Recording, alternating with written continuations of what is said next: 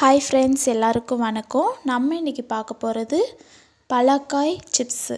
பலக்காய் chips எல்லாருக்குமே ரொம்ப பிடிக்கும். அதே சமயத்தில் இது வெளியில் வாங்கினோம் அப்படின்னா ரொம்ப காஸ்ட்லியாக இருக்கும். ஸோ இனிமேல் நம்ம வீட்டிலே பண்ணிடலாம். எப்படி பண்ணலாம் அப்படின்னு சொல்லிட்டு பார்க்கலாம். இதுக்கு தேவையானது பலாக்காய் மட்டும்தான். பலாக்காய் ரொம்ப காயாகவும் இருக்கக்கூடாது, அதே சமயத்தில் ரொம்ப பழமாகவும் இருக்கக்கூடாது. ஒரு மீடியமான ஸ்டேஜில் நம்ம இந்த சிப்ஸ் போடுறதுக்கு யூஸ் பண்ணிக்கலாம். இப்போ பாருங்கள், லைட் எல்லோவாக தான் இருக்கும். இந்த ஸ்டேஜில் நம்ம சிப்ஸ் போட்டுக்கலாம்.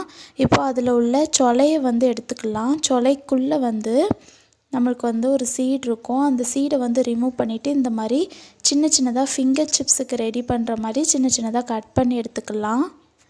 இப்போது இதுக்கு நம்மளுக்கு கொஞ்சம் காரத்துக்கு நம்ம மிளகுத்தூள் ஆட் பண்ணிக்கலாம். உங்களுக்கு எவ்வளோ தேவையான அளவு தேவைப்படுதோ அவ்வளோ மிளகுத்தூள் நீங்கள் ஆட் பண்ணிக்கலாம்.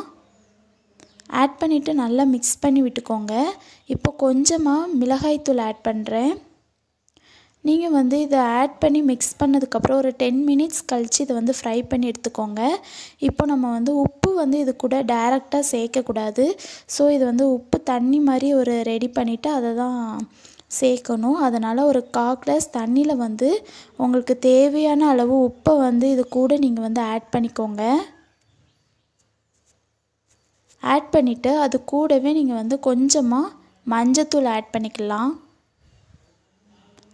ஆட் பண்ணிவிட்டு அதை நல்லா மிக்ஸ் பண்ணி விட்டுக்கோங்க. இனிமேல் நம்ம ஃப்ரை பண்ணி எடுத்துக்கலாம். ஒரு பேனில் நீங்கள் எண்ணெய் ஆட் பண்ணிக்கோங்க. உங்களுக்கு தேவையான அளவு எண்ணெய் ஆட் பண்ணிவிட்டு எண்ணெய் ஹீட் ஆனதும் நீங்கள் வச்சுருக்கிற உப்பு தண்ணியை இதில் ஆட் பண்ணிடலாம்.